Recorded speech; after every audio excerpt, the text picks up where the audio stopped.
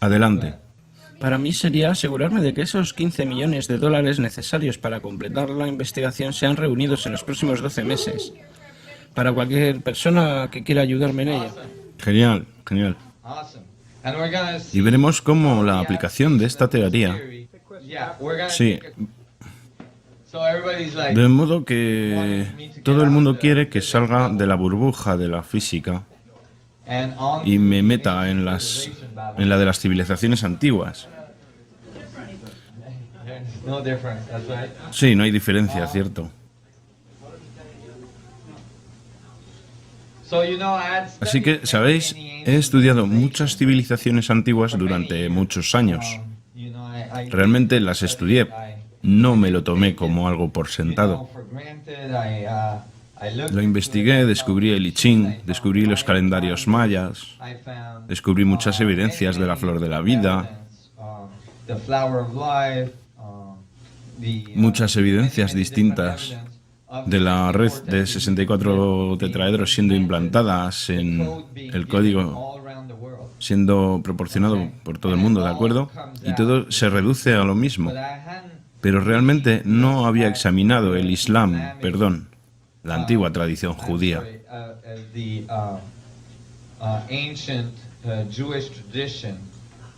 Y la Biblia y todo eso.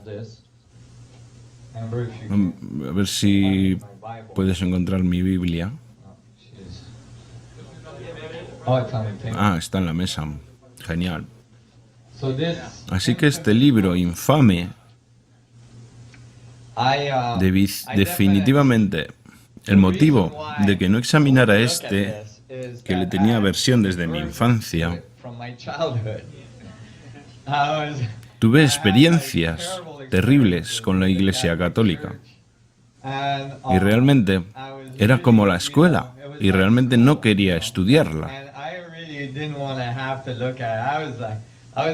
Estaba decidido a estudiar antes todas las otras religiones. Y al final, y no tenemos tiempo de repasar todo esto hoy, he impartido seminarios de una semana, e incluso en una semana no tengo tiempo de impartir todo esto. Algunas personas de aquí de Reno estuvieron en mi seminario de una semana en Hawái y fue divertido. Tenéis que venir todos la próxima vez que imparta uno. No lo sé, quizás este invierno. Simplemente en Hawái, inscribíos en mi lista de correo. Y podéis venir todos a Captain Cook, en Hawái, donde vivo, y nos lo pasaremos genial, nadaremos con delfines por la mañana. No, porque me he mantenido entre bastidores durante muchos años, porque estoy construyendo tecnología. Pero de hecho ahora estoy preparado para darme a conocer y tú vas a ayudarme en eso. ¿De acuerdo? Ahora bien, así que he estado estudiando la civilización antigua durante un tiempo. ¿Tenéis todos suficiente energía para esta parte? De acuerdo, vaya chicos. Bien. Así que realmente intenté evitar esta parte, pero me metí en ello al final y fui a la iglesia local. Y de hecho pedí prestada una Biblia. Y ya sabéis, la mayoría de veces las regalan. Y estaba estudiando esto y pensaba, bueno, ¿de qué va todo esto? Y empecé a estudiarlo con más y más detenimiento. Y me asombró descubrir que Newton pasó casi 20 años estudiando la antigua tradición cabalística esotérica, mucho antes de escribir nada sobre física. Y en realidad hay un libro, sus memorias, de su puño y letra, que dice que en realidad toda la física que escribió la sacó directamente del estudio de la tradición cabalística. ¿Sabíais? Eso es asombroso. La mayoría de gente no sabe eso. Y de hecho realizó todo un mapa de la planta baja del templo de Salomón porque pensaba que si podíamos comprender la planta baja del Templo de Salomón, podríamos comprender los cimientos del universo. Estaba convencido de que la clave de los cimientos de la creación estaba incrustado en la tradición cabalística y en la antigua tradición judía. Así que investigó durante muchos años y extrapoló todas sus leyes físicas de allí. Ahora bien, obviamente no comprendió algunas de las bases de la tradición cabalística que eliminan la posibilidad de un sistema cerrado o de un sistema aislado, pero en cualquier caso,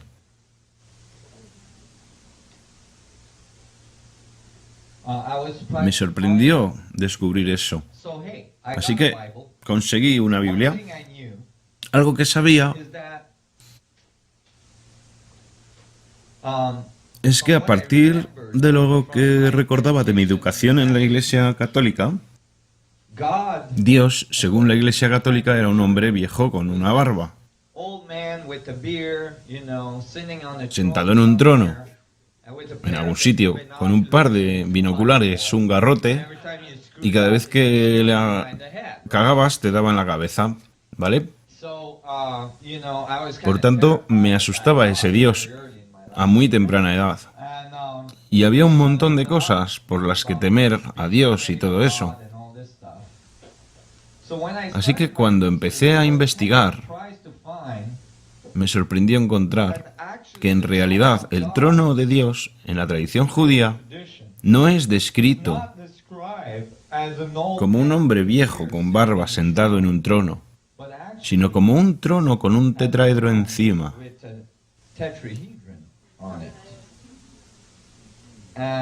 Y pensé, vaya, esto es distinto. Y luego había 7 ángeles que irradiaban hacia ese tetraedro. Tenéis que daros cuenta también que hoy no he tenido mucho tiempo para hablar de eso. De hecho, hoy mi presentación ha sido un poco desorganizada, pero siempre improviso cada vez, porque hay tanto material. Pero una cosa es que a lo largo de toda la investigación me resultó evidente que si comprendías la estructura del vacío, la estructura de los cimientos de la creación, podrías reproducirla en una tecnología que creara un patrón de resonancia entre la geometría del espacio, la geometría de la estructura del vacío y la propia tecnología. Y si pudieras crear ese enlace de resonancia, de repente descargarías una cantidad enorme de energía del propio vacío, construirías un agujero negro diminuto. Y para construir tal agujero negro probablemente necesitarías cristales. Porque los cristales, tallados apropiadamente y resonados apropiadamente, serían el material perfecto para crear ese enlace, puesto que las moléculas de cristales, primero de todo, los cristales son un 70% agua, y luego las moléculas de cristales, de hecho, son tetraédricas. Las moléculas de cristales son muy homogéneas. Si tienes cristales de calidad, y si los tallaras en una geometría adecuada, en la red de 64 tetraedros, con los gases correctos implicados, podrías crear esa dinámica. Debido a mi estudio de los dioses del sol y debido a mi estudio de las civilizaciones antiguas, tenía la fuerte impresión de que esos cristales, y os contaré cuál es su aspecto ahora mismo, es una red de 64 tetraedros dentro de una bola de cristal. Son muy pequeños y están dentro de una bola de cristal y hay gases dentro de esa bola. ¿De acuerdo? Esto no es algún tipo de cristal esotérico, New Age, ¿de acuerdo? Esto son cosas de alta tecnología, ¿vale? No se trata de algún tipo de cristal de roca que lo coges de una montaña y empiezas a meditar con él, ¿vale? Ahora bien, creo que mucha gente del New Age recuerdan los poderes de los cristales, porque recuerdan esa tecnología, ¿de acuerdo? La primera persona que habló de la Atlántida no fue una persona con poderes psíquicos. La primera persona que habló de la Atlántida fue Platón. Platón fue y es extremadamente respetado. Y utilizamos la mayoría del material de Platón, exceptuando los 3 libros que escribió sobre la Atlántida. Y cuando escribió estos libros, en todos ellos menciona que esto no es una historia, sino que es real. Y dijo que lo obtuvo del sumo sacerdote egipcio. Y describe una civilización muy avanzada que tiene una fuente de poder, que luego también Edgar Cayce describe como una fuente de poder que llaman cristal, de extrema luminosidad y extremo poder. Creo que este es el cristal que debe ser construido. El cristal de la Atlántida, para crear un enlace con la geometría del espacio. ¿Estáis siguiendo esto, chicos? Empecé a leer la Biblia y descubrí estos platos sobre la descripción de Dios.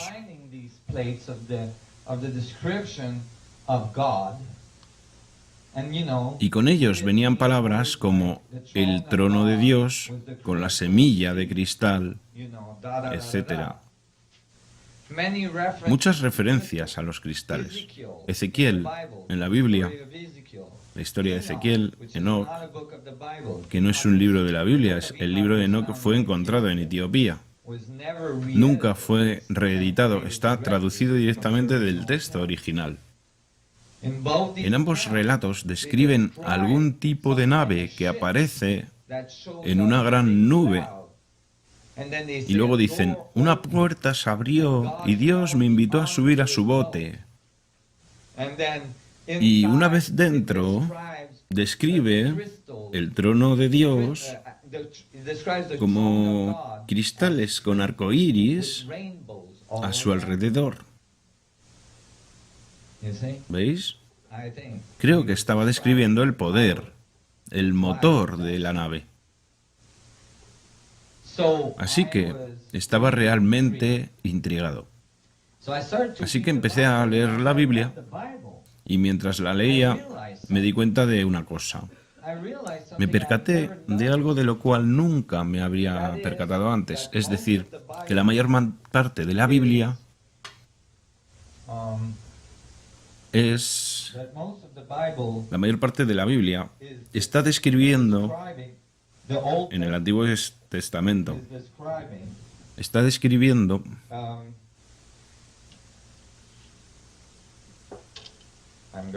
voy a tener que leer y no puedo aguantar esto mientras leo. Gracias. Es decir, la Biblia en realidad está describiendo algo. El Antiguo Testamento, de todas maneras, está describiendo algo que es muy extraño. Cuando el Antiguo Testamento habla de Dios, no dice "y Dios". Dice "y el arca de la alianza de Dios". Resulta que todo el Antiguo Testamento está describiendo las idas y venidas del arca de la alianza, exceptuando el Génesis, que describe el principio. Pero mirad, incluso cuando lees el Génesis, en el contexto de lo que hemos visto hoy, descubres que en realidad está describiendo algo muy parecido al relato de la Atlántida de Platón, una civilización que desarrolla con una tecnología muy avanzada y eso les permite vivir mucho tiempo. En la Biblia hay capítulos y más capítulos que describen personas que viven 600 y 800 años. ¿Vale?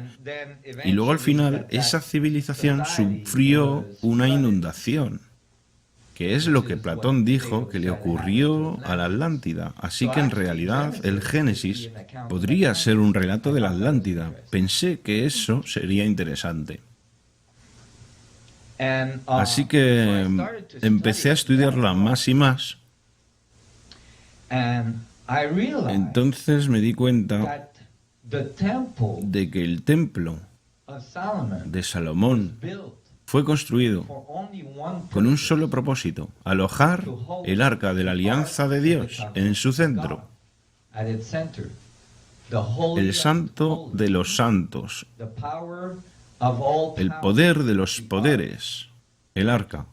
Y pensé, vaya, esto es interesante. Jamás pensé que la tradición judía trataría sobre un objeto que ellos llamaban la semilla de Dios.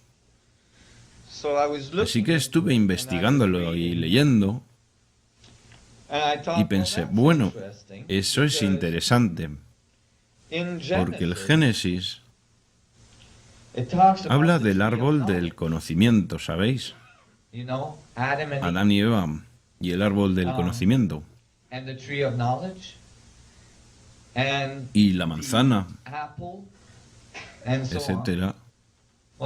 Bueno, curiosamente, si cortas una manzana por la mitad, obtienes un toroide doble con una semilla en el centro que contiene la posibilidad de otro manzano, la singularidad, el cual tiene manzanas y singularidades y manzanas y singularidades, etc. Así que estaba leyendo eso y luego me topé también con este texto. Esto está en el Génesis, es 4:24. Cuando los hombres empezaron a multiplicarse sobre la faz de la tierra y les nacieron hijas que, viendo los hijos de Dios, en plural, hijos de Dios, viendo los hijos de Dios que las hijas de los hombres eran hermosas, tomaron para sí mujeres, escogiendo entre todas. Había gigantes en la tierra en aquellos días. Eso significa que no eran de la tierra, ¿vale? Y también después, cuando los hijos de Dios se unieron a las hijas de los hombres y ellas les dieron hijos, estos son los héroes de la antigüedad, hombres de renombre.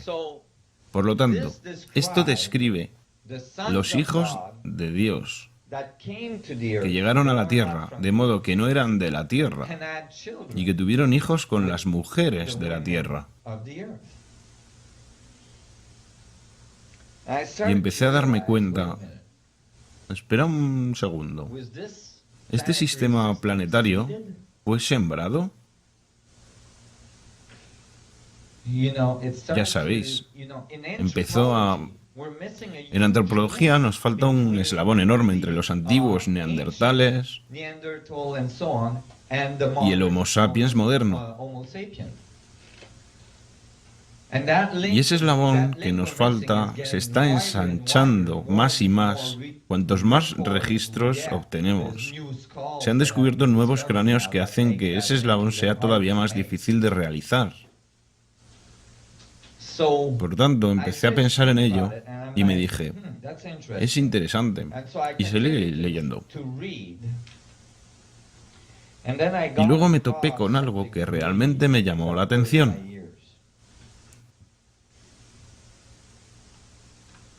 Está en el cruce del Mar Rojo, Éxodo 13:22.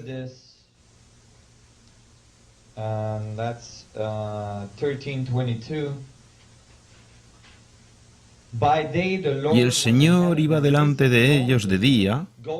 Se trata de Moisés yendo hacia el Mar Rojo, después de huir de Egipto con todas las tribus de Israel. Moisés fue hijo de Faraón durante 40 años, antes de darse cuenta de que era un judío y decidiera sacar las tribus de Israel fuera de Egipto. Hay otros 40 años en el medio. Sí. 40 años príncipe, 40 años desierto y luego los 80 tomó la decisión. Sí. Pero cuando decidió que iba a marcharse con las tribus de Israel, Estaba yéndose y de repente el faraón cambió de opinión y fue tras él. Bueno, estaba leyendo esto. Ahora bien, cuando el faraón decidió no dejarlo marchar, se produjo este incidente en el que Moisés y los otros sacerdotes de Egipto tuvieron una batalla de manifestación. El que pudiera manifestar las cosas más extrañas ganaba. De modo que hicieron llover ranas, él derribó un bastón y se convirtió en una serpiente, consiguió que fluyera sangre a través de la ciudad y todas esas cosas. Pero él ganó esa batalla.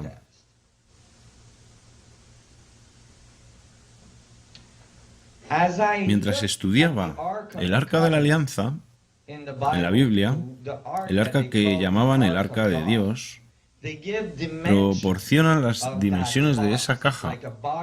Es un objeto en forma de caja, cubierta de oro por fuera, madera en el medio y oro por dentro. Bueno, pues eso es un condensador. Un condensador es un objeto que retiene energía, que almacena energía cuando lo cargas.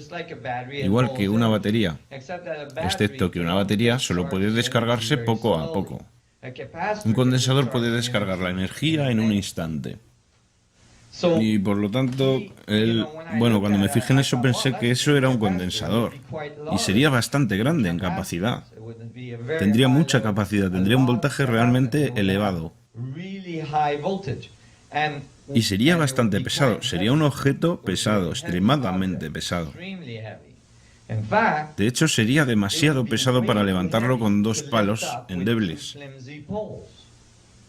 Pesaría más de 3 toneladas debido a todo el oro sobre él. Así que había problemas con eso, pero me di cuenta de que las dimensiones que la Biblia proporcionaba encajan con las dimensiones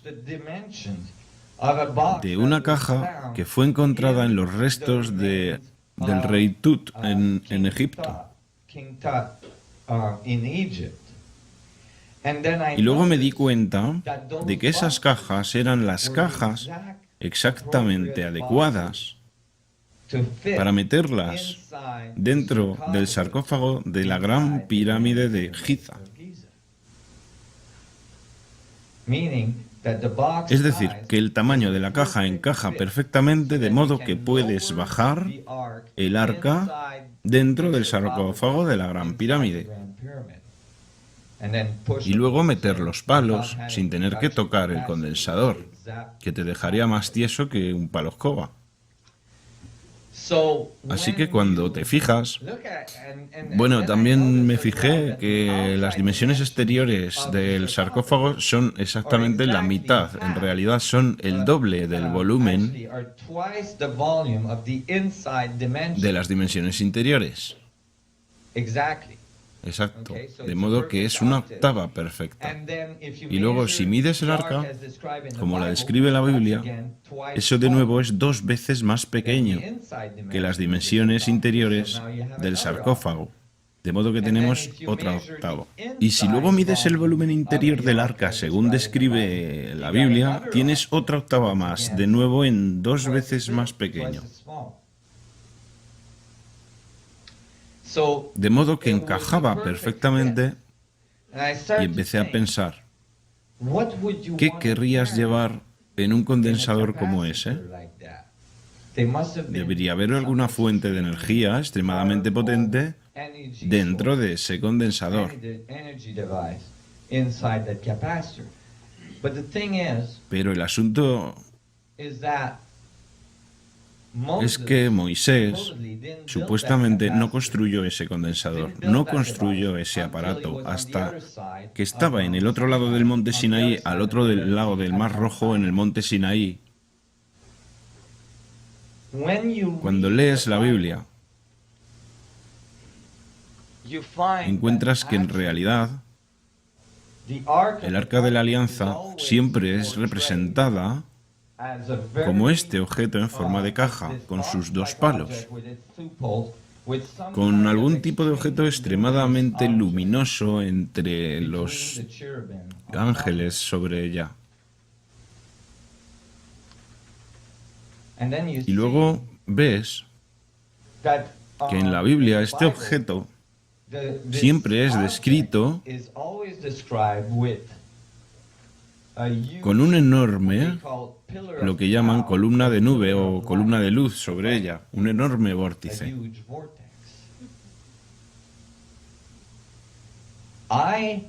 Acababa de terminar de idear la matemática y la topología de la variedad espaciotemporal, generando enormes vórtices en los polos norte y sur de estos agujeros negros. Y si fueras a construir uno pequeño, generarías un vórtice como ese también. Así que pensé que eso era interesante, pero realmente no tenía nada. Y luego leí algo que me dejó flipando. Esto es el cruce del Mar Rojo. Moisés está ahora yendo hacia el Mar Rojo, y el faraón ha cambiado de opinión y está yendo tras él.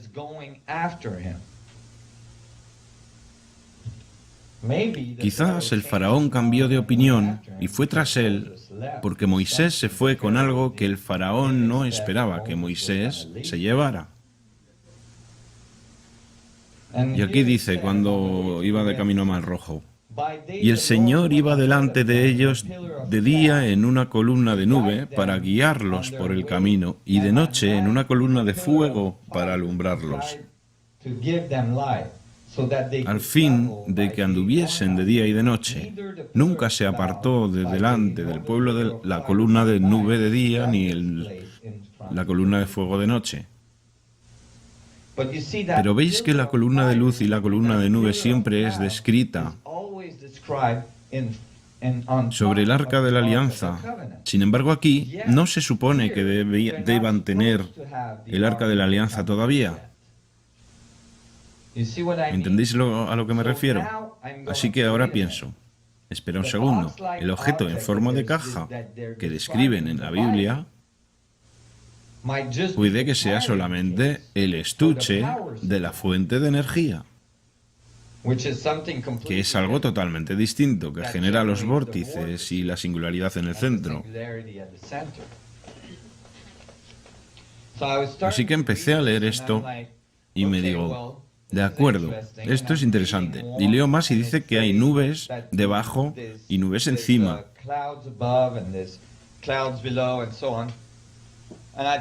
Entonces pensé, ¿qué quieren decir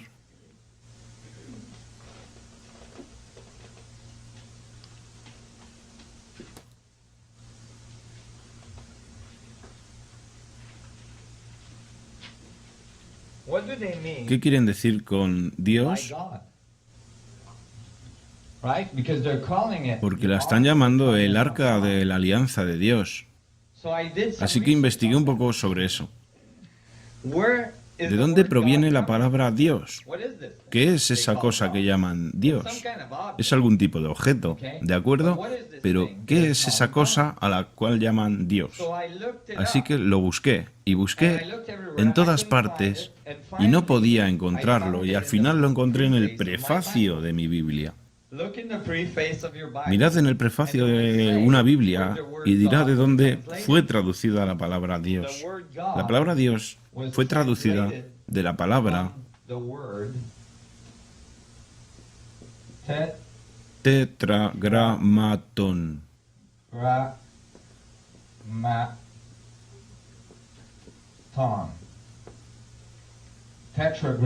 Tetragramatón. Oh, Dios mío. Eso me dejó flipando. Oh, tetragramatón mío. Sí, eso me dejó flipando. Cada vez que lees la palabra Dios en la Biblia, puedes traducirla como tetragramatón. Así que estuve examinando la etimología de la palabra tetragramatón Y fue como, Dios mío, ¿cómo puedo haber encontrado una palabra tan parecida al tetraedro en la Biblia? Examine la etimología y resulta que tetra significa cuatro. ¿Sí? Cuatro. Y gramatón deriva de la palabra gramática.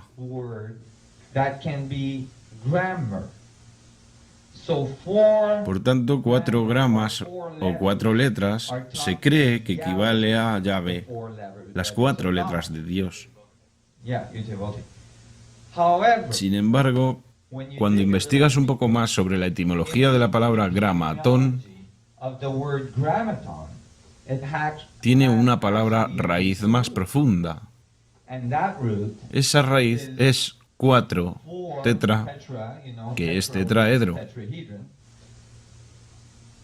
Y gramatón proviene de la palabra gramo o gravedad.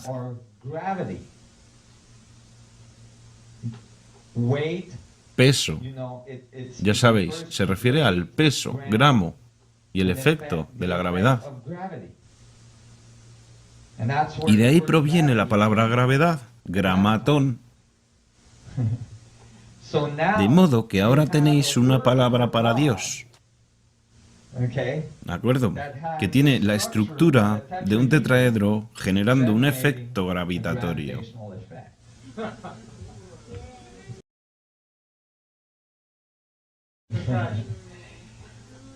And I thought, well, you know, that I'm pushing it, right? I'm sure. Estoy seguro.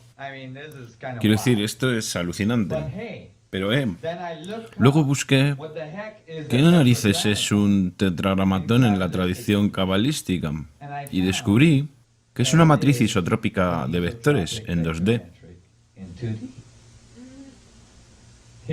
Aquí está como generalmente en la tradición cabalística Dios es representado. Es representado como una matriz isotrópica de vectores. ¿Recordáis? 4 caras, 3, 2, 1. Es como una cara de la matriz isotrópica de vectores. Y cada letra de la palabra Dios tiene un número asociado. En la tradición cabalística eso es muy importante. Ahora bien, debéis saber que la tradición cabalística es la tradición oral de la historia druídica. Esta tradición no debía ser escrita, ni siquiera se supone que pudieran hablar de ella. Solo los iniciados podrían aprender este conocimiento. Se creía que la naturaleza de Dios era revelada y si la comprendías, podías comprender a Dios. Así que pensé que quizá la tradición cabalística era la explicación de qué era esa fuente de energía dentro de esa caja, ese objeto brillante. Adelante. Quería comentar que también soy un estudiante de la Cábala. Sí. Y yo significa singularidad. Así es.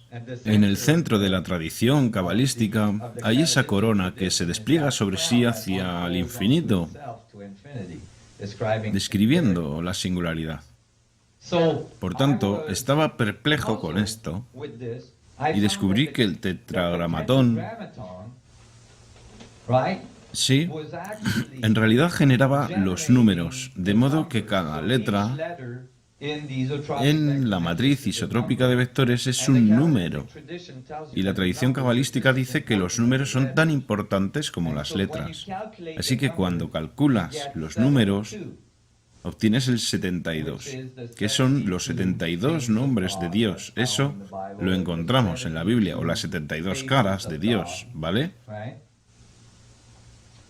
Así que todo eso encaja. Pero este es un Dios masculino. Nos falta la mitad de la ecuación otra vez. ¿Cómo es que en muchas de estas civilizaciones antiguas, algunas no hemos podido verlas hoy, solo tenemos la mitad del código? Bueno, eso se debería a que si fuerais una civilización avanzada intentando introducir un código, En un sistema planetario no tan avanzado, no querrías que estas personas fueran capaces de descodificar el código antes de que estuviesen preparados para ese tipo de poder. Así que podrías dar solo una polaridad del código, como la polaridad masculina del código, y no sería hasta que esa civilización comprendiera el equilibrio entre lo masculino y lo femenino, la equivalencia entre lo masculino y lo femenino, que serían capaces de descodificar todo el código. Entonces eso significaría que estarían preparados para hacerlo. ¿Entendéis lo que acabo de decir? Por tanto, básicamente, aquí tenemos que añadir el dios femenino o diosa al tetraedro o a la matriz isotrópica. Y si lo hicieras, tendrías el doble de estos números. El resultado sería 72 más 72, que dan 144, que se cree que es el número de la ascensión en las revelaciones. En las revelaciones también se dice que la Nueva Jerusalén es una ciudad de cristal, con arcoíris a su alrededor. Y que esa ciudad de cristal tiene 144 caras. Hay exactamente 144 caras en el exterior de una matriz de 64 tetraedros.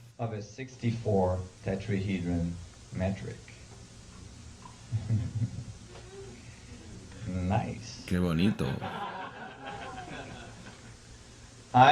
Pensé que iba en la dirección correcta y seguí leyendo la Biblia y ahora me interesaba de verdad, ya sabéis.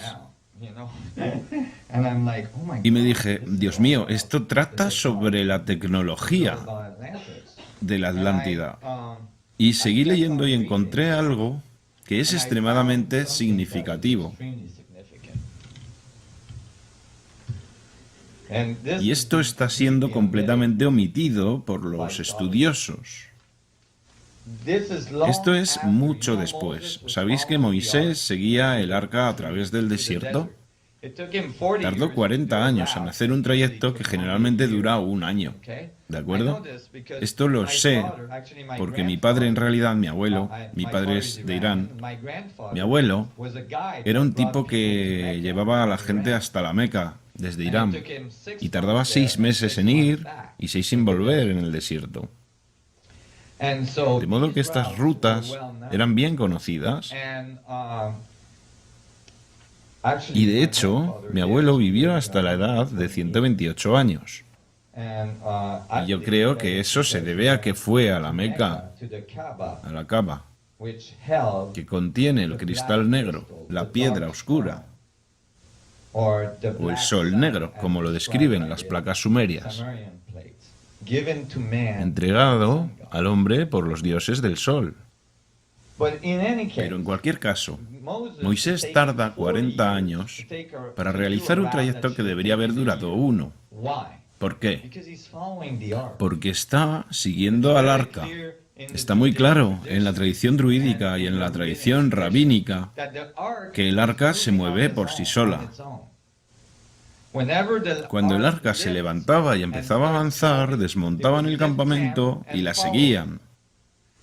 Y cuando el arca se paraba, se paraban y establecían un campamento. A veces se quedaban allí durante 3 o 4 años, antes de que el arca empezara a avanzar otra vez. Así que este arca parece que tenía capacidades antigravitatorias. Parece que era capaz de flotar. Hay casos en los que se describe al arca levantando el sumo sacerdote que la transportaba. Así que pensé sobre todo esto y luego, al final, Moisés muere y Josué Joshua has taken the lead. ha asumido el liderazgo y Josué llega al Jordán. Y aquí es donde encontré esto tan interesante. Josué llega al Jordán y este se había desbordado. No había manera de cruzar, no con las tribus de Israel, y están intentando cruzar a Jericó al otro lado. Así que Josué no sabe qué hacer y le pregunta a Dios. Y Dios le dice: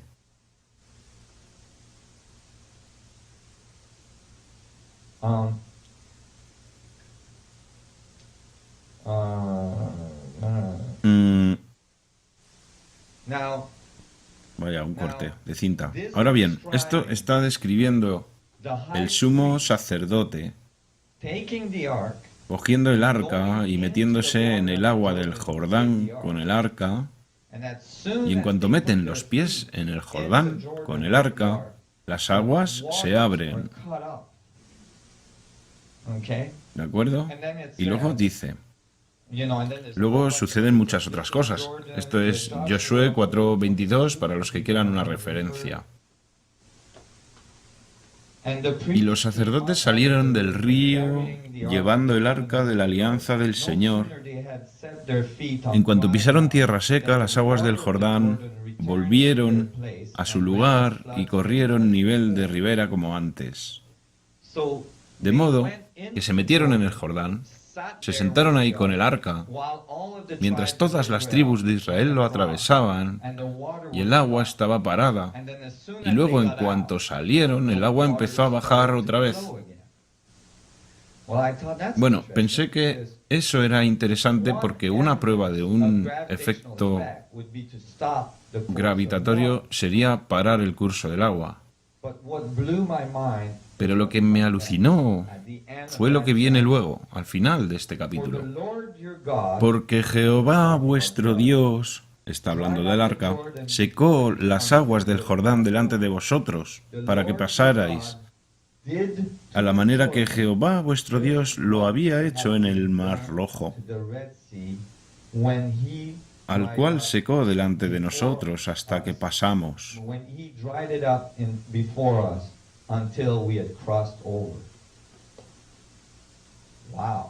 Vaya, eso ha sido omitido, porque esto dice que usaron el arca de la alianza del Señor para abrir el Mar Rojo.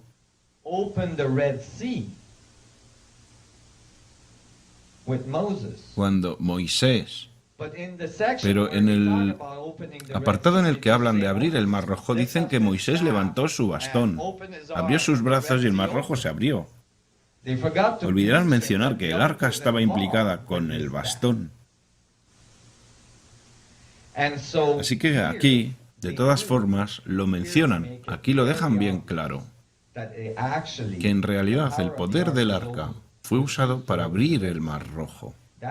Eso significa que el arca no es la caja que fue construida a los pies del monte Sinaí después de abrir el Mar Rojo. El poder del arca tenía que estar presente con Moisés antes de cruzar el Mar Rojo, y por tanto se trataba de otra cosa. La caja era solamente algo para transportarlo por el desierto durante 40 años. Probablemente no tuvo tiempo de llevarse la caja cuando huyó de Egipto. Solo se llevó el cristal. Adelante. ¿Crees que Etiopía posee el Arca de la Alianza actualmente? Llegaré a eso. Por tanto, ¿estáis siguiendo todo esto, chicos? De acuerdo. Así que estaba realmente emocionado. Oh, Dios mío, esto es real, realmente están hablando de un objeto. Y esto es difícil de hacer, pero podemos. Empecé a investigar y descubrí más y más pruebas de que el sol, de que el arca era una estructura cristalina. Descubrí el texto de Ezequiel. Descubrí el texto de las claves de Enoch y pensé, espera un segundo, ¿de qué están hablando? Bueno, pues busqué más en la tradición cabalística Y descubrí que no solo te daban pistas sobre la geometría. De hecho, te dicen que este es el árbol cabalístico. Este es el fundamento de toda la creación. Y si lo descodificas, comprenderás todo el universo. Así que sabía que nos estaban dando una clave importante sobre qué impulsaba el Arca de la Alianza, ya que se creía que el Arca era la semilla de Dios, la semilla del universo. Y el árbol cabalístico comúnmente se conoce como el árbol de la sabiduría también. El árbol que fue puesto en el jardín del Edén, en el centro de nuestra Génesis. Así que cuando lo vi, pensé, ¿qué es esto? Y comencé a leer textos de la tradición cabalística y todo esto. Dios mío, quedé tan confundido, era tan confuso, hay tanto material ahí y todo es filosofía. Y realmente no estaba siendo capaz de encontrar nada que fuera coherente, pero estuve observando la geometría y lo que hice fue pegarlo en el techo de mi furgoneta, de modo que pudiera echarme en mi cama y verlo cada mañana, y estaba intentando descodificarlo. Y rápidamente me di cuenta de que la parte de abajo era un tetraedro, y la parte de arriba era un octaedro. Pero no sabía qué era esa parte en el medio. Esa X con una caja alrededor. No sabía qué hacer con eso. Y luego me di cuenta, espera un segundo, esta caja de aquí, este rectángulo, encaja con el rectángulo de arriba. Así que pensé, vaya, quizás lo cogieron y lo aplastaron. Así que cogí la parte de arriba y deslicé la base sobre ella. Y el resultado fue un tetraedro y un octaedro encima, que son todos los vértices que necesitas para generar la estrella de tetraedros, con el octaedro en el centro. ¿Lo veis, chicos? Lo único, para generar esto, todo lo que hace falta es un tetraedro y un octaedro y todos los vértices, y puedes empezar a construirlo. Así que pensé, vaya, esto está guay. En cuanto lo deslizas, lo de abajo sobre la parte de arriba, básicamente, en cuanto lo comprimes, en cuanto lo colapsas, ¿vale? Obtienes una geometría de 3 dimensiones. Y luego me di cuenta de que el texto cabalístico decía que no había solo un árbol, sino que hay 4 y que están unidos por la copa o en la raíz. Bueno, supuse que solo nos estaban dando la mitad del código otra vez. De modo que habría 8 árboles unidos por la raíz. Bueno, si hay 8 árboles unidos por la raíz y cada uno descodificado, resulta que es una estrella de tetraedros como acabamos de hacer. Es una red de 64 tetraedros. ¿Cómo sabes que lo has descodificado correctamente? Bueno, cuando has terminado, de hecho, puedes trazar el árbol bidimensional justo encima y tienes todas las líneas necesarias con sus puntos. Los puntos son estas bolas en los vértices del árbol. La palabra sefirot proviene de zafiro, en referencia a los cristales.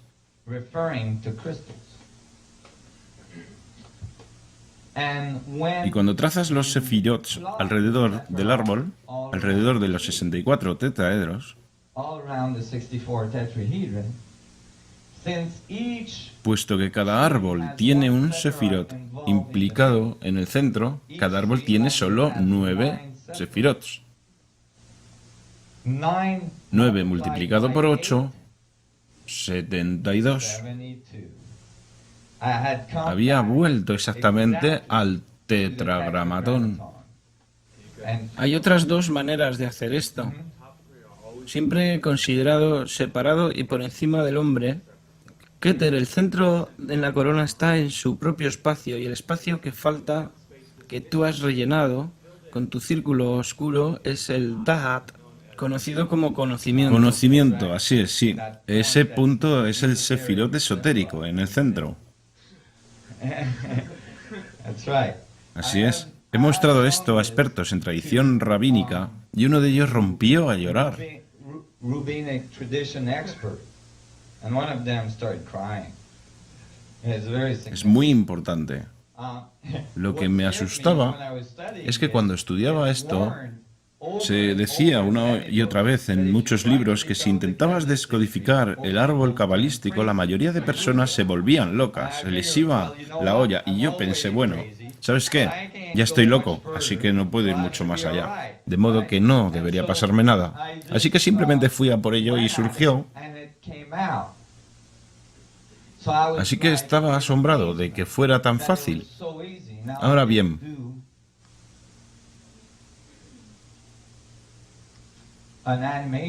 hice una animación. En esta animación vemos que los árboles cabalísticos se juntan bajo los pulsos de contracción, creando la red de 64 tetraedros de la geometría del espacio, formando el vector de equilibrio en su centro. So here it is. Lo pongo otra vez. Animation, we see the Kabbalistic trees coming together under the generative contracting pulses, creating the 64 tetrahedrons of the geometry of space, forming the vector equilibrium at its center. Thank you. Gracias, Amber. And Y aquí tenemos el árbol cabalístico creado durante la época during the en la que estuve escribiendo esto en una pequeña revista que publiqué. Este fue en Inglaterra. Pero fijaos que en esta animación, cuando la miramos despacio, podéis ver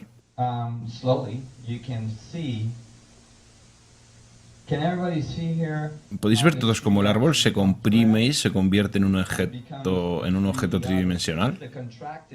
Esta es la parte en contracción del horizonte de sucesos, ¿veis? Y luego cuando ha terminado, podéis ver cómo todos los sefirots intersectan, de modo que forman la geometría correcta y exacta, proporcionando la red de 64 tetraedros y el vector de equilibrio en el centro. Y eso es simplemente fantástico. Estaba totalmente asombrado, de modo que podéis ver que en la Biblia todo el conocimiento antiguo del Antiguo Testamento de la Biblia está describiendo esta tecnología, está describiendo este poder. Un cristal lleno de ojos, ¿vale? Un cristal lleno de ojos, como describe Ezequiel, tiene este aspecto.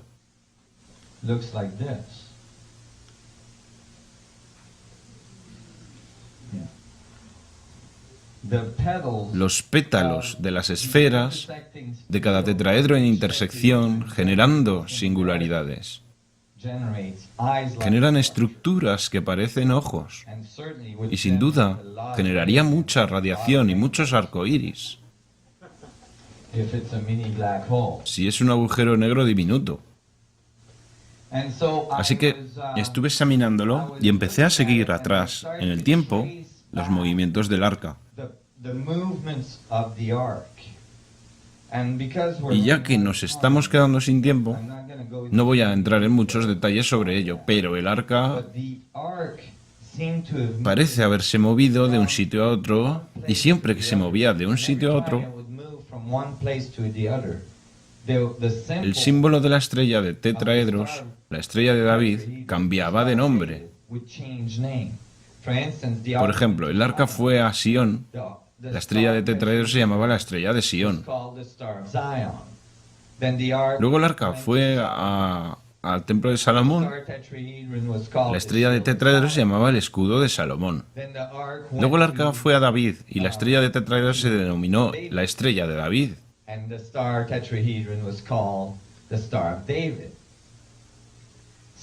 De modo que todo De hecho, podías localizar en el mapa la geometría directamente con los movimientos del arca. De modo que sabías que la geometría estaba relacionada directamente con el arca. De modo que empecé a ver más y más pruebas de ello. Y investigué más y más la Biblia y vi que en realidad llevaron el arca al templo de Salomón. Y luego construyeron un enorme contenedor de agua detrás del Santo de los Santos. Fue llamado el Mar Pequeño, ya que era tan grande. Y cargaban el agua con el arca.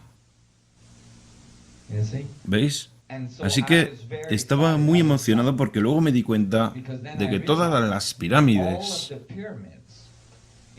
las egipcias, incluidas las de América del Sur y las de México, tenían acueductos que eran desviados para pasar por ella. Todas las pirámides de Egipto tenían acueductos que iban del Nilo hasta las pirámides. Así que cargaban el agua con el arca y luego permitían que el agua fuera usada en los campos y obtenían cosechas increíbles. Y eso es lo que con el tiempo inició el bautismo, con el agua sagrada y todo eso.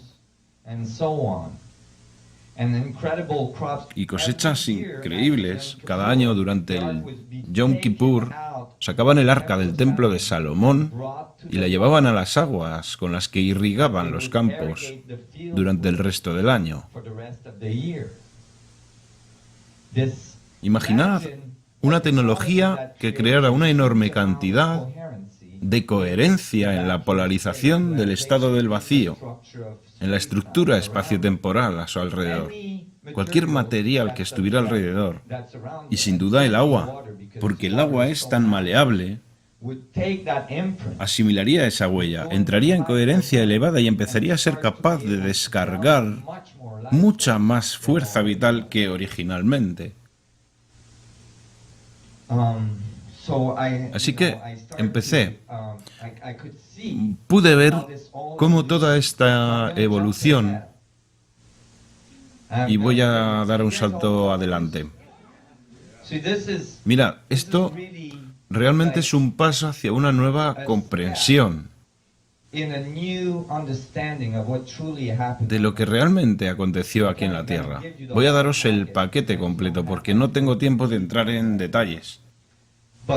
Pero es bastante obvio y evidente que en realidad ese objeto ha estado en este planeta durante muchos años, que los dioses del sol lo entregaron a los hombres, y el primer relato sobre la entrega de ese objeto a los hombres por parte de los dioses del sol está en las tablas sumerias, que dicen que los dioses del sol vinieron a la tierra y se encontraron con los hombres en lo alto de la montaña, igual que la historia de Moisés. Y en lo alto de la montaña les entregan el sol negro.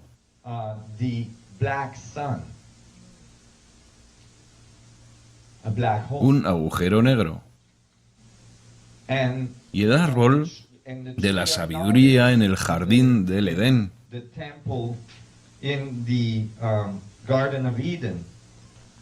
El árbol de la sabiduría es el árbol cabalístico que acabamos de ver descodificado. El árbol de la sabiduría era ese poder de cristal que cargaba el agua y la comida y que generaba el jardín del Edén. Yo creo que una civilización avanzada encontró este planeta y el planeta no estaba muy evolucionado. Y cuando encontraban un planeta que no había evolucionado mucho, generalmente intentaban ayudarlos. ¿Por qué harían eso? ¿Por qué sembrarían planetas? Si el universo es un fractal y el universo aprende como resultado de un círculo abierto de retroalimentación de la naturaleza fractal del espacio, entonces si comprendes este principio, querrías que tu universo local, por ejemplo tu galaxia local, tuviera la mayor cantidad de centros de aprendizaje para el universo Porque cuanto más se aprendiera, habría más conocimiento disponible para todos. Y todos podrían ascender juntos. Por tanto, esta civilización sembraría planetas alrededor de toda la Tierra. En realidad yo creo que es por eso que todavía vienen aquí y toman óvulos y esperma de las personas de la Tierra para poder sembrar otros planetas. Cuando llegan a un planeta no pueden poner sus genes directamente en ese planeta. ¿Por qué? Porque eso sería como llevar una planta tropical a Alaska. No va a sobrevivir. O va a crear trastornos en la biología de ese planeta. De modo que lo que hacen es tomar la especie más evolucionada de ese planeta y cruzan los genes con los suyos. Y entonces potencian la evolución. En nuestro caso produjo el Homo sapiens. Y es por eso que a los antropólogos les falta un eslabón. ¿Entendéis esto? Cuando entregaron el poder del arca, el árbol del conocimiento, a Adán y Eva, el primer cruce que realizaron,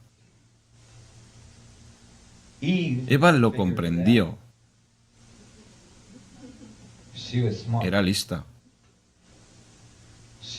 Lo comprendió. Es por eso que se representa como una manzana, siendo esta el toroide doble. Ella comprendió que esto era una tecnología y que tenía poderes que podía utilizar. Comprendió cómo utilizar ese poder. Y si lees la Biblia dice, oh no, ahora el hombre se ha vuelto inmortal. Ella lo comprendió y le chivó el truco a Adán. Y puesto que los dioses del sol tenían, pues Adán y Eva ya lo habían comprendido, supongo que decidieron dejarles tener ese tipo de poder desde el principio. Y eso es lo que generó toda la evolución de la Atlántida y Lemuria, descritas por Platón. Sé que es mucho que asimilar, todo de golpe, pero os aseguro que esto no me lo estoy inventando, proviene de un montón de investigación. ¿De acuerdo? La evolución de la Atlántida y Lemuria fue errónea desde el principio, porque estas personas nunca aprendieron sobre la destrucción. Tenían tanto poder tan rápidamente en su evolución que al final se corrompió. Y luego, según mi investigación, se produjo un acontecimiento natural. Un meteorito enorme impactó con la Tierra. Ese meteorito pudo haber sido desviado por los dioses del Sol,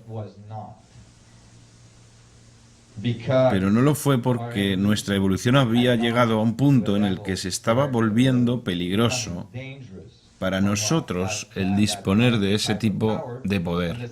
Y los dioses del Sol consideraron que era hora de que aprendiéramos sobre la destrucción. Y era hora de que tuviéramos este periodo de 5.000 años en el que aprendimos sobre guerra, destrucción, fuego y todo esto, de modo que al final estuviéramos preparados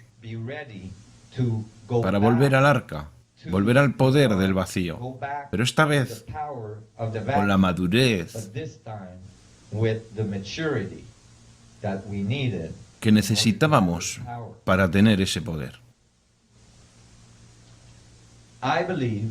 Yo creo que nos estamos aproximando al retorno del Arca de la Alianza.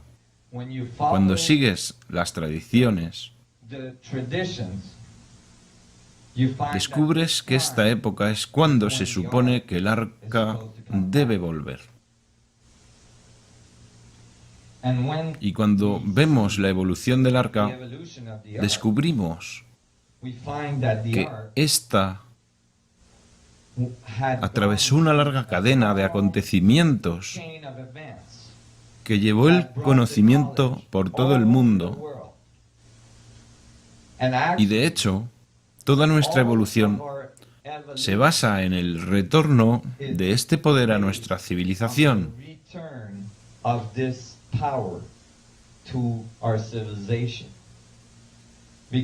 Porque este poder es el poder que nos libera del grillete, de la entropía y el reduccionismo. Nos permite volvernos centrópicos, tener una cantidad infinita de energía, tener una cantidad infinita de poder.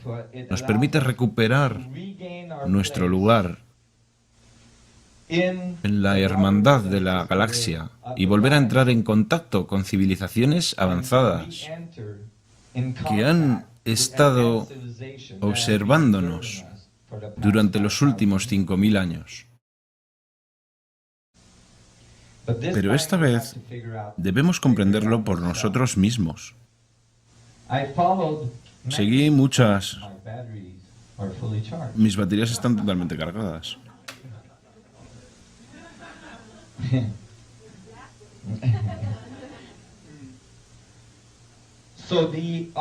Por tanto, el arca en la Biblia, en el Antiguo Testamento, es la tecnología. En el Nuevo Testamento, Jesús, cuyo nombre real es Emmanuel, lo cual la Biblia menciona,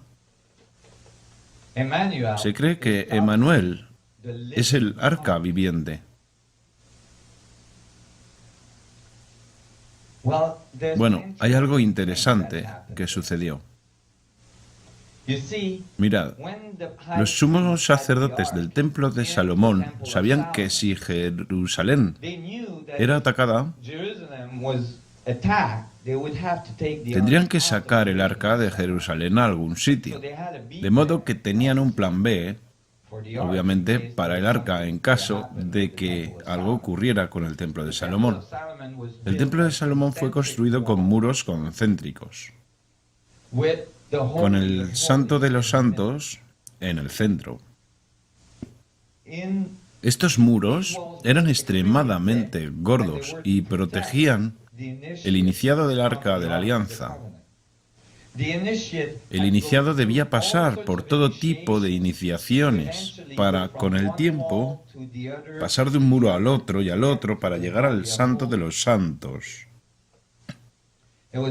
Fue el templo más grande jamás construido sobre la tierra. Pero durante el siglo I después de Cristo, los filisteos tomaron Jerusalén. Había un plan B para el arca. Ese plan B se llamaba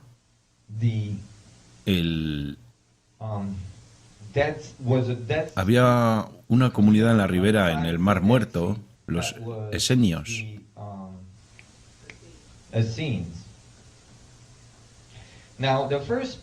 Bueno, bien, la primera persona que habló de los esenios y esa comunidad fue Edgar Cayce. Edgar Cayce en una de sus lecturas dijo que había una comunidad en la ribera del Mar Muerto, que había escrito pergaminos y que íbamos a encontrar estos pergaminos. Cuando dijo eso, creo que fue en los 30, todos los arqueólogos dijeron que eso era una tontería, porque no había escrito alguno acerca de esa sociedad en la ribera del Mar Muerto. No había ningún registro de ella en ningún lado. Eso es porque era ese el plan B para el arca. No hicieron publicidad. De modo que cuando sacaron el arca del templo de Salomón, la llevaron con los esenios, que era una comunidad de sumos sacerdotes que constantemente estaban siendo preparados en caso de que el arca apareciera. Adelante. Jaime, el hermano de Jesús, estuvo con los esenios durante mucho tiempo. Bueno, yo creo que la familia entera estuvo con los esenios durante mucho tiempo. Los esenios registraron la llegada del arca. Esto no son imaginaciones mías. En los pergaminos de los esenios que encontraron, ¿sabías que encontraron más de 5.000 o al menos 3.000, perdón, pergaminos? Solo un centenar han sido publicados. Uno de los que fue publicado es un pergamino muy excéntrico. No está escrito sobre pergamino, está escrito sobre cobre. El cobre sobre el que está escrito es el cobre más puro jamás encontrado sobre la Tierra. Nunca se ha encontrado un cobre más puro en ningún otro sitio. ¿Es suficientemente duro para tallar piedra? No. El pergamino de cobre, obviamente, los pergaminos de cobre fueron escritos sobre cobre para asegurarse de que sobreviviría el paso del tiempo. ¿Y de qué hablaba el pergamino de cobre? Hablaba de la llegada del arca a la comunidad esenia. Dice literalmente que el arca vino a su templo y describe dónde escondieron todos los componentes que se mantenían cerca del arca. ¿Cuántos componentes crees que había? 64. Hay exactamente 64 líneas que describen los componentes del arca. Algunos de estos componentes han sido descubiertos en la actualidad. Había aceites e inciensos y cosas que guardaban alrededor del arca, que eran parte de lo que se necesitaba para estar a salvo cuando entrabas en la habitación del arca. Tenías que llevar ciertas ropas, debías cubrir tus ojos. Tenías que ponerte ciertos aceites en tu piel para la conductividad. Todas esas cosas. ¿Entendéis lo que os estoy diciendo? Ok. ¿Alguien de vosotros ha leído el libro de Elizabeth H. titulado Iniciación? Fijaos que en el libro de Elizabeth H., cuando es iniciada delante del Arca de la Alianza, dentro de la Gran Pirámide de Giza. Ese libro es extremadamente exacto. He investigado mucho. Os aseguro que ese libro es extremadamente exacto. Y ella, de hecho, describe acercarse al arca y oler iones negativos en el aire. De modo que ella en realidad está hablando de que el arca genera un campo magnético que ioniza el aire. Bueno, pues ahora han descubierto algunos de los componentes del arca alrededor de los pergaminos del Mar Muerto, y cuando lo hicieron, resulta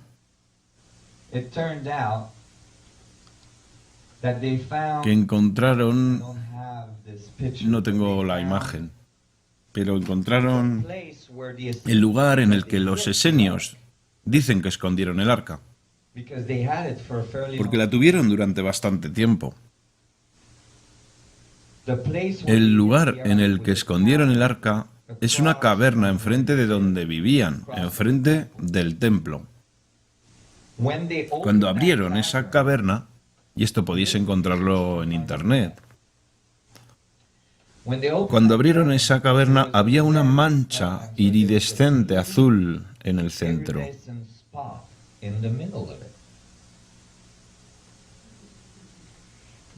Había ingenieros de la NASA, en realidad físicos de la NASA, allí durante la apertura de la caverna.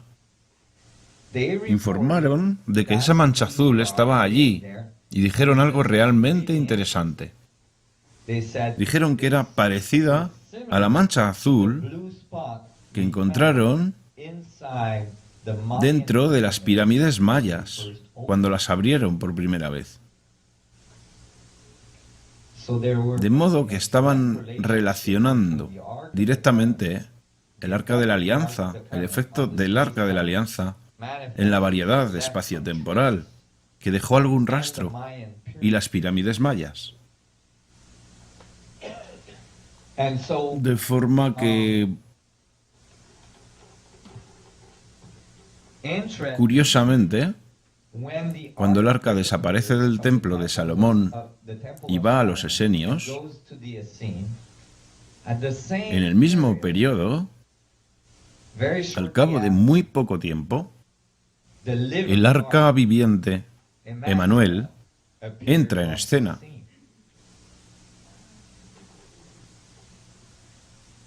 Puede que Emanuel fuera capaz de caminar sobre el agua, porque tenía algún tipo de dispositivo antigravitatorio en su bolsillo de atrás.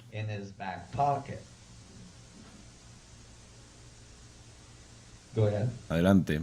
Bueno, en el libro, Emanuel visita el continente americano después de salir de Israel.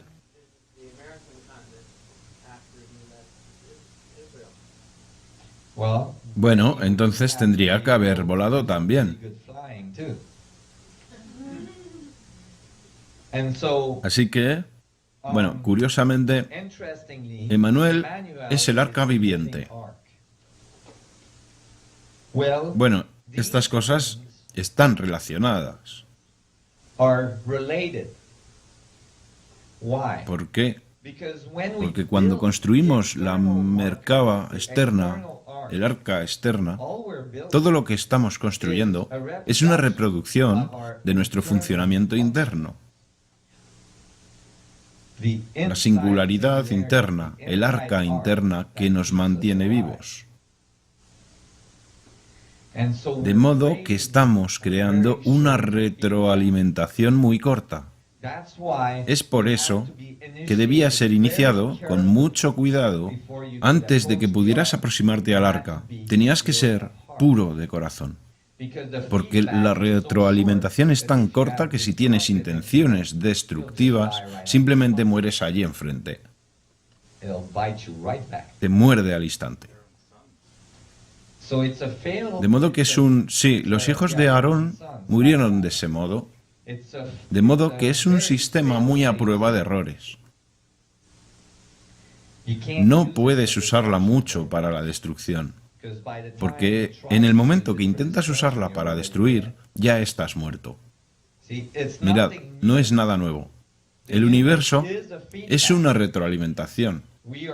Nuestra naturaleza es muy destructiva y estamos a punto de destruirnos a nosotros mismos.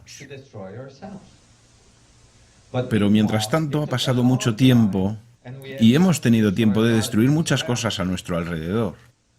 Con esto no hace falta esperar. Simplemente no sobrevives a la experiencia. Hay personas que intentaron usar el arca para la destrucción en la tradición faraónica.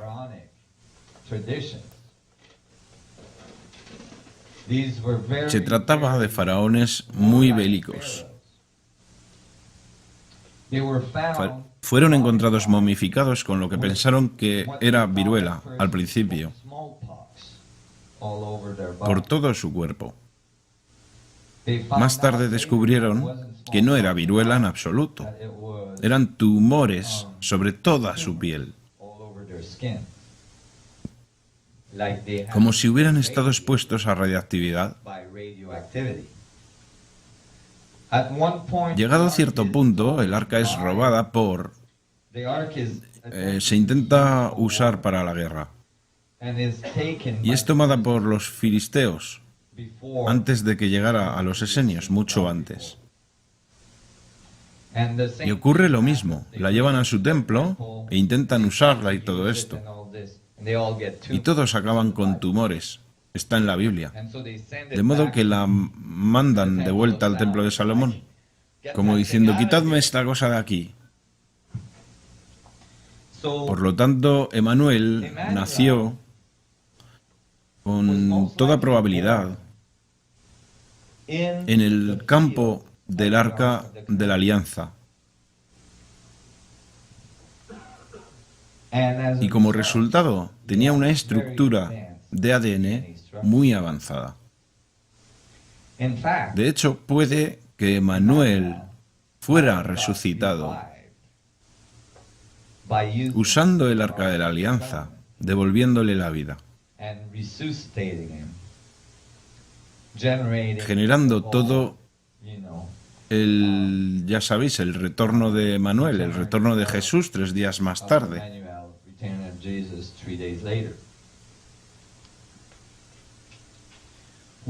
Bueno, cuando me pidisteis que hablara de los caballeros templarios, ¿estáis entendiendo esta perspectiva un poco más, chicos? Ahora voy a contaros cómo llega a vosotros. ¿Cuán lejos esto llega? Y cómo los que mandan están intentando recuperar este poder.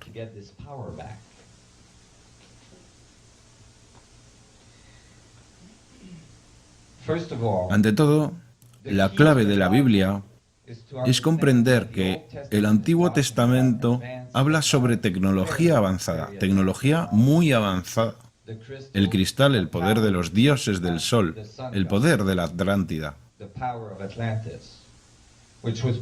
que fue sacado de la Atlántida, llevado a Israel y al final llevado al templo de Salomón por Moisés. Y la otra parte de la Biblia, el Nuevo Testamento, habla del arca viviente, la pureza de corazón, la pureza de la intención que debes de tener para estar con el arca. Y de hecho, cuando los dos son juntados, que tenemos el nuevo nivel de civilización, cuando la tecnología externa encaja con nuestros conocimientos internos y los conocimientos internos encajan con la tecnología externa, no todo es interno, como generalmente se piensa en la espiritualidad. Y no es completamente externo, como piensan la mayoría de físicos, sino que son ambos, interno y externo. Esa es la retroalimentación. Por tanto, cuando mucho más tarde parece que había un contingente judío en Francia que creían ser los descendientes directos de Manuel, los cátaros. Y los cátaros, ¿eran los cátaros? Sí, creo que sí.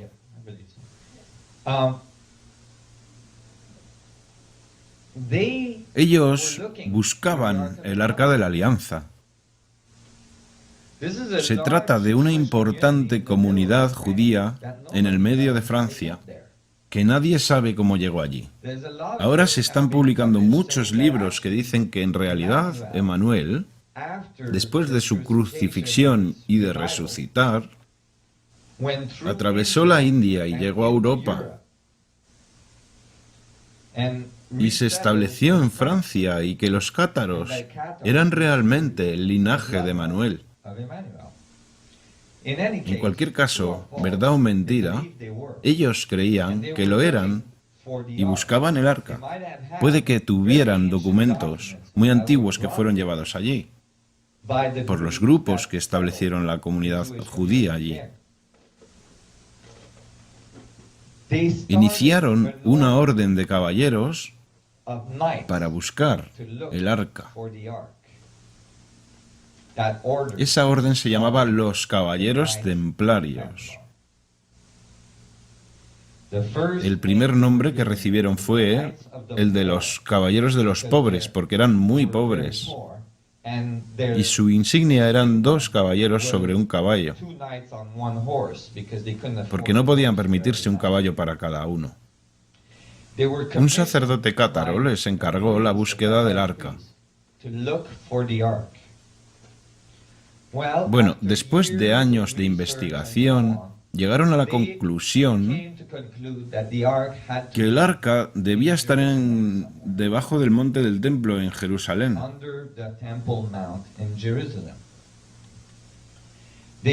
Conjuraron los ejércitos de Francia, ¿vale? Los convencieron para que fueran y tomaran Jerusalén, y como resultado iniciaron las cruzadas. Esto es historia. Las cruzadas fueron descritas en los relatos de la búsqueda del Santo Grial. No podían hablar directamente del arca debido a la Inquisición, de modo que la llamaron el Santo Grial, y en la primera edición de esta historia la llaman una piedra de cristal. Más tarde describiéndolo como una copa que tenía 2 vórtices en cada lado. Así que atravesaron todos los países que necesitaban atravesar para llegar a Jerusalén. Lucharon durante todo el camino, creando un montón de dificultades, y al final llegaron a Jerusalén y tomaron la antigua ciudad de Jerusalén. Esto es historia. Llegaron y ocuparon Jerusalén durante mucho tiempo, muchos años. Durante 7 de esos años, los propios caballeros templarios se establecieron justo al lado del monte del templo de Jerusalén y cavaron y cavaron y cavaron túneles que todavía están allí. Pero ya que esto es suelo islámico, hoy en día el templo, el monte, es la roca de la fundación, está justo debajo de la mezquita, de la roca, en Jerusalén, que es islámica, está bajo control islámico. La población islámica la visitan en peregrinaje, dan vueltas alrededor de esa roca donde solía estar el arca, dentro del templo de Salomón. Están venerando exactamente la misma cosa que la tradición judía. Y todos están luchando. Impresionante. En cualquier caso, esos túneles todavía están allí, bajo el arca, bajo el monte del templo. No son accesibles, no puedes ir. Están bloqueados y están muy vigilados. En cualquier caso, los caballeros templarios cavaron durante 7 años y no encontraron nada.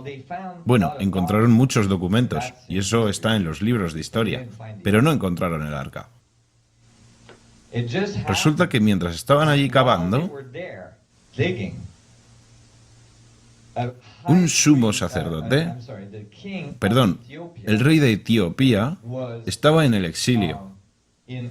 Hubo una revolución en Etiopía y fue exiliado a Jerusalén. Y cuando escuchó que los caballeros templarios estaban buscando el arca, fue y les dijo: yo tengo el arca, está en Etiopía. Ahora bien, ¿cómo sucedió eso? Existía una ruta muy conocida a lo largo del Nilo, que bajaba por el Nilo, atravesaba el Nilo Azul hasta el lago Tana en Etiopía,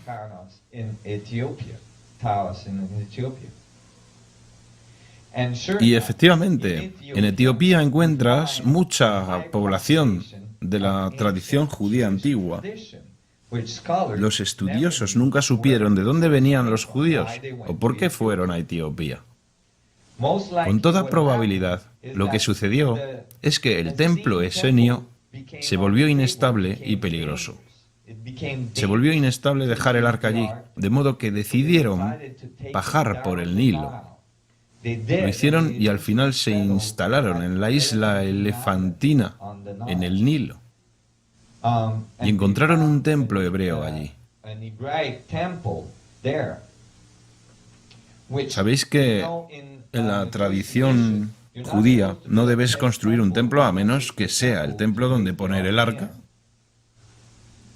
De modo que donde encuentres un templo hebreo antiguo, el arca tenía que estar allí.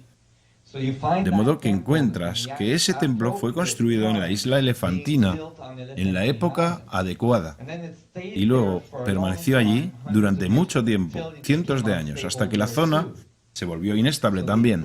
Entonces la llevaron Nilo Azul abajo hasta Etiopía. Y en Etiopía, en ese lago, encuentras que construyeron un templo hebreo muy antiguo. Y todos los sacerdotes de allí dicen que solían tener el arca. Y luego al final el arca fue llevada a Santa María de Sion, en Aksum, Etiopía, donde se supone que ha estado hasta hoy, en una pequeña capilla muy custodiada por el ejército etíope. Así que los caballeros templarios en realidad bajaron por el Nilo y lo que hicieron fue llegar a un acuerdo con el rey. Ese rey en realidad es el padre de la tradición Rastafari.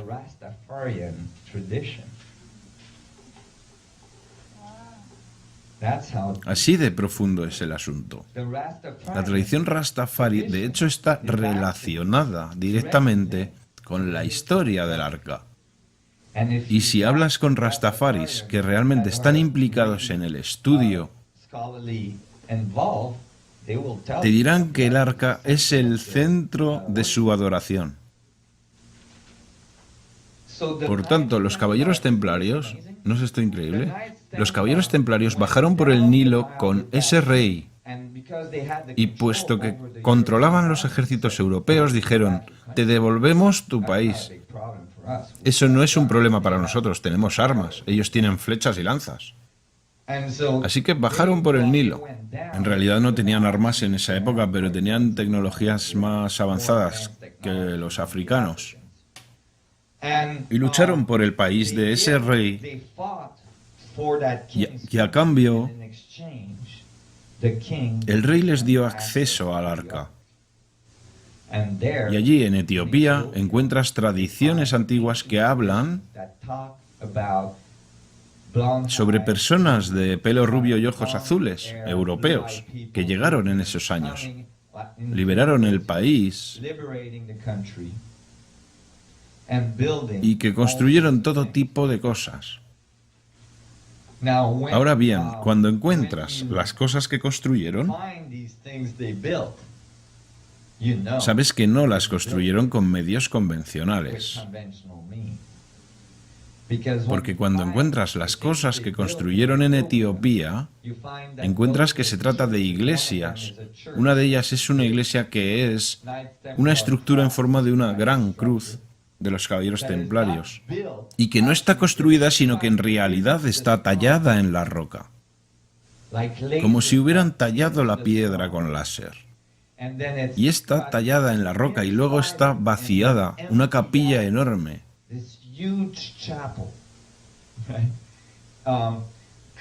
Es, en esencia, tallada, esculpida, a partir de la piedra. Solo una persona ha sido capaz de entrevistar al guardián del arca, el actual guardián del arca. En Etiopía escogen a un sacerdote para custodiar el arca y tiene que tener el corazón puro. Y cuando es escogido para custodiar el arca, nunca abandona la capilla donde está el arca. A partir de ese momento se queda allí durante el resto de su vida. Ese sumo sacerdote concedió una entrevista y la concedió a Graham Hancock. Y está en el libro El signo y el sello. Y en la entrevista Graham dice, ¿cuál es el poder del arca? Y el sumo sacerdote, bueno, primero le dice, ¿cómo fue la primera vez que te pusiste frente al arca? Y el sumo sacerdote dijo, fue aterrador. Y Graham Hancock preguntó, ¿por qué? Y dijo, porque el arca es un objeto de fuego. Eso significa que irradia. Y luego preguntó, ¿cuál es el poder del arca? Y el sumo sacerdote señaló al otro lado de la capilla etíope. Y frente a esa capilla etíope hay enormes pilares, algunos de 500 toneladas de granito, que fueron erigidos igual que los obeliscos egipcios. Y dijo, esto no fue realizado con el poder del hombre. Esto fue traído aquí con el poder del arca. Así que, de hecho, le hice directamente a Graham Hancock que el arca tiene capacidades gravitatorias. Adelante. Curiosamente, cuando llegaron a Europa, lo primero que hicieron es construir. Mirad, de repente se convirtieron en constructores. ¿Sabéis? De la nada. De repente podían construir estructuras increíbles. Lo primero que construyeron fue la primera catedral gótica, Chartres, una enorme catedral en Francia. Ahora bien, esa catedral ha sido examinada por muchos ingenieros y todos los ingenieros están de acuerdo en que esa cosa no se puede reproducir con avances tecnológicos de ahora. Quiero decir, estamos hablando de templos enteros, pirámides enteras, que fueron cubiertas de oro. No puedes hacer eso extrayendo en el medio del desierto. ¿De acuerdo? Por tanto, el cristal del arca es la piedra filosofal que los alquimistas buscaban.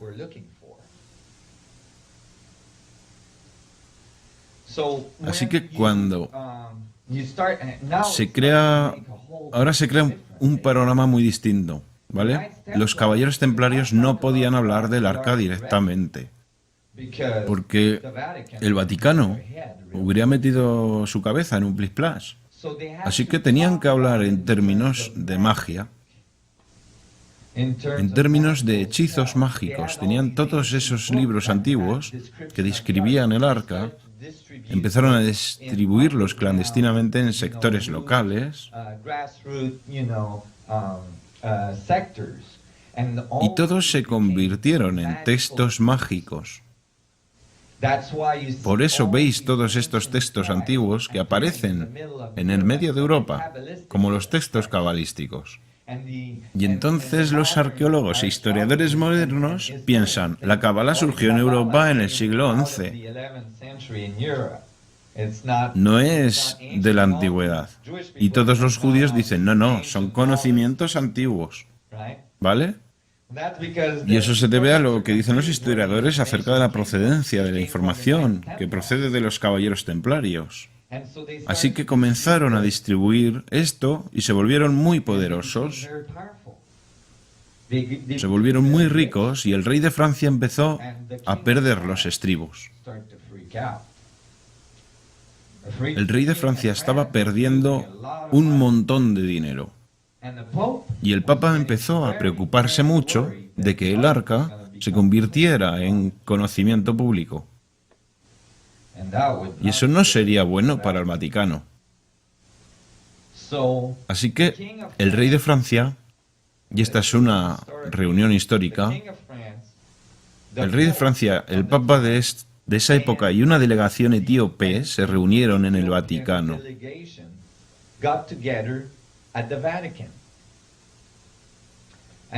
Y hablaron sobre todo ello y decidieron que debían sacar de allí a los caballeros templarios. Ahora ya no estamos en el siglo XI, estamos hablando del siglo XIII, en el año 1213. Es un viernes 13 que dio al viernes 13 esta mala reputación.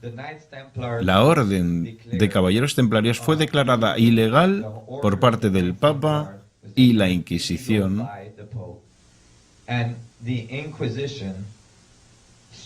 Atacó algunos de los templos más grandes de los caballeros templarios. De hecho, muchos de los templos fueron dedicados a la diosa, la Virgen Negra.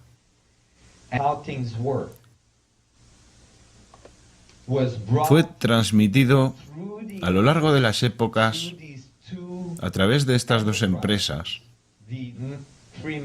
los francmasones y los caballeros templarios. Y por eso, en ambas tradiciones encuentras, y he investigado esto,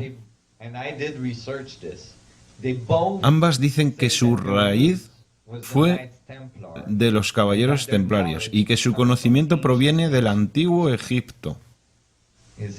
¿Veis a lo que me refiero?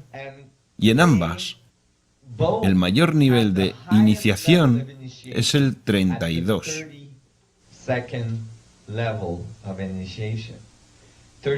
Siendo el 33 una iniciación complementaria, porque el 33 es simplemente cuando consigues dirigir la casa en ambas, pero en el nivel más elevado de iniciación, en ambos sistemas es el 32, de modo que juntando las dos dan 64. Y en ambos sistemas, el nivel de iniciación más elevado consiste en, y he preguntado a ambos, consiste en ponerse delante de un arca de la alianza de mentira y realizar el voto. De modo que todavía tienen el concepto del arca. Bueno, cuando descubrieron el nuevo mundo, ¿quiénes vinieron? Los francmasones. Los fundadores de la constitución de este país eran francmasones. Y todo el diseño del monumento de Washington y el resto fue diseñado por los francmasones. Por eso tenéis un enorme pilar en medio, que es un símbolo egipcio. Por eso el Pentágono es un pentágono. Por eso la Casa Blanca y el área circundante generan una estrella de tetraedros. Y por eso cuando examinas el billete de $1, tienes una pirámide con un ojo. Y en la otra cara, si tenéis un billete de $1, comprobadlo, veréis una estrella de tetraedros generada por 12 estrellas con la número 13 en el medio. El vector de equilibrio, los 12 vectores del vector de equilibrio, generando la singularidad, el 13 en el medio.